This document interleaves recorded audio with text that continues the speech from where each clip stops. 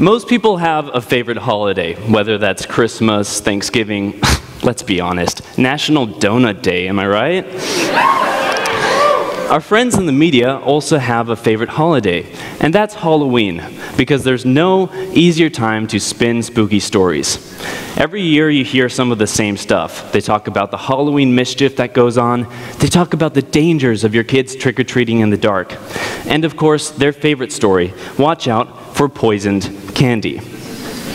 The idea that strangers would hand your kids poisoned candy is pretty horrifying. So this story gets a lot of coverage. But did you know that there's not a single recorded instance of this ever happening?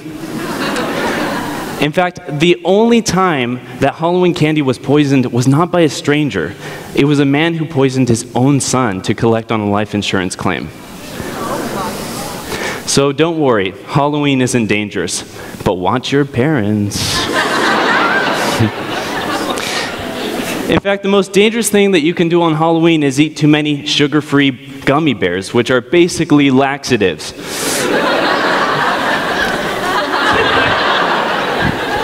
I make the mistakes so you don't have to.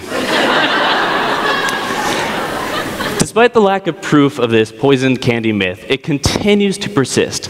Many health centers offer free candy x-rays so concerned parents can look for needles inside of their kids' candy. And many local communities have discussed banning trick-or-treating altogether. In fact, Dunkard County in Pennsylvania did just that for a year. That's Dunkard County, not Drunkard County. But it makes you wonder. When we pass laws like this in reaction to some kind of major event or news story, we're engaging in what we call reactionary law. Exciting, I know. Reactionary law can take many forms, and banning trick-or-treating is one example of that. But here's one that will hit closer to home for some of you. Where are my road ragers at? Any road ragers here? Okay, let's try this again. Where are my honest people at? Any honest people? We're all road ragers. Okay, now here's a little piece of trivia. How many of you know why school buses stop before train tracks and open their doors? Raise your hands. Okay, a few of you. If your hand is up and you're thinking, duh, it's because of the trains, put your hand back down, you're embarrassing yourself. Yes, it's because of the trains, but there's more to it. Specifically, in 1938, during a blizzard in Utah, there was a pretty bad train crash with a school bus. And as a result, a federal law and a law in Utah were passed requiring all school bus drivers to stop before train tracks, open their doors, and listen for a train. Okay, that's fair. We want our kids to be safe. Here's where it gets crazy. The original version of this law actually required a lookout to physically get out of the bus and look for a train. And by lookout, I mean one of the students. Can anyone tell me what's wrong with this idea?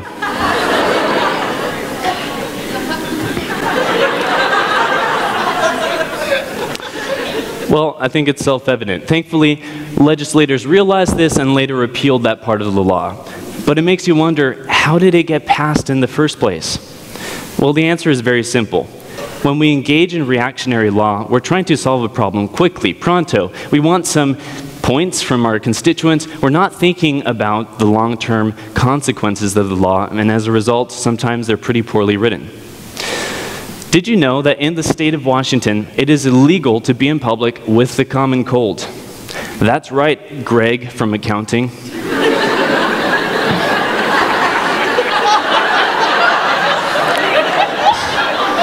It's written all over my face like, miss me with that plague, Greg. In the state of North Carolina, it is illegal to have a bingo game that lasts more than 5 hours. Anything less, totally illegal. Anything more, no. Which is probably good for the mental sanity of everyone involved. And in New Mexico, up until 2016, their constitution proudly declared that idiots are not allowed to vote. Gosh, if it was that easy, why don't we change that to idiots are not allowed to write laws and hold public office? Now that would fix some problems in America.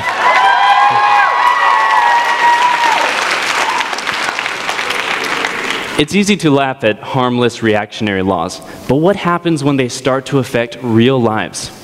when a man with no criminal history is sentenced to 8 years in prison because he bought undersized lobsters from Honduras, when a 67-year-old man is imprisoned for doing the paperwork for his orchid business the wrong way, and when a woman is sentenced to 10 days in jail and 3 years of probation because she used a fake address to send her son to a better school.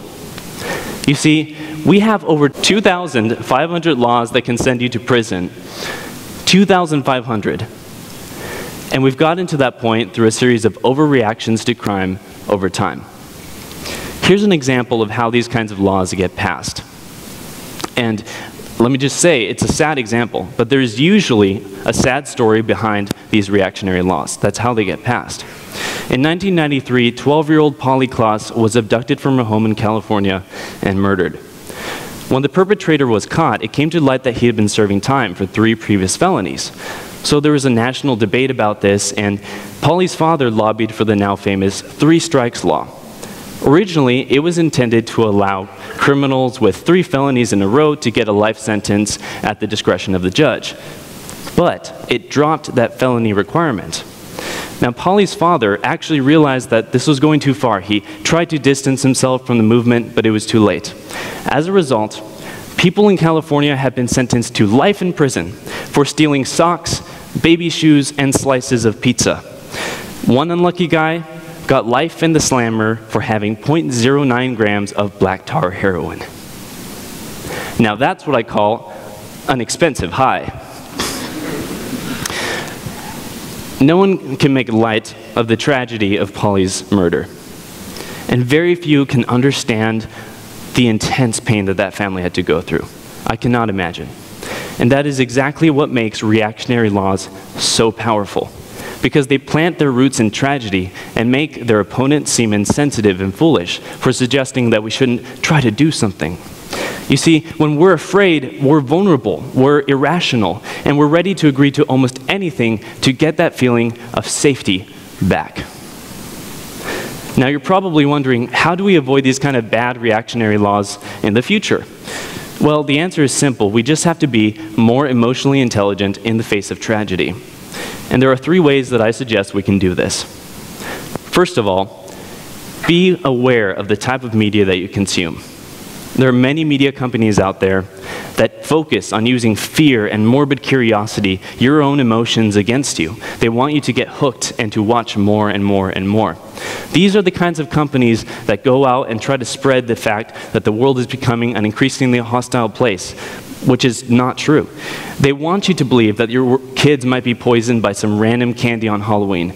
And don't even get me started on the sick companies that post these school shooters all over the web and all over the TV for all the prying eyes to see. They dissect their lives minute by minute and glorify their crime into some kind of anti-hero for future school shooters to see what might happen, the glory that they might get.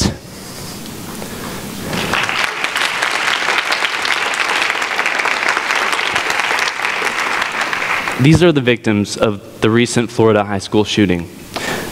Notably missing, and on purpose, is the face of the school shooter, because I don't want to spread that face around.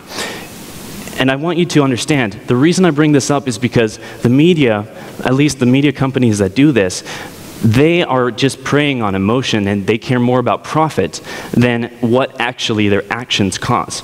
And you need to be aware of that and the effect it has on you.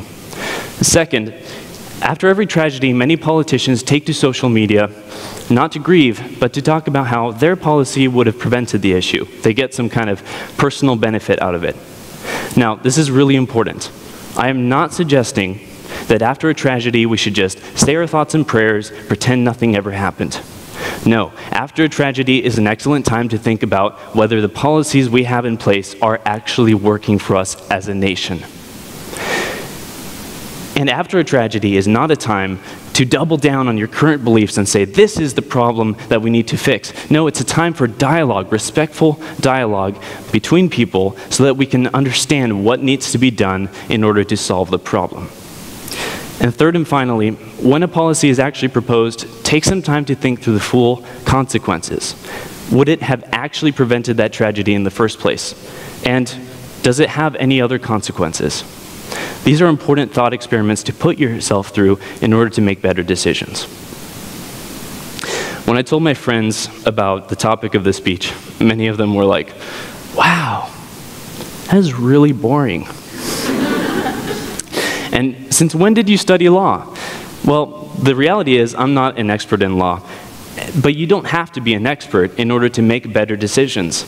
Simply by being aware of the effects of emotions on your judgment after a tragedy, you can make better decisions as a voter. You see, when tragedy strikes, I pay attention. Will you? Thank you.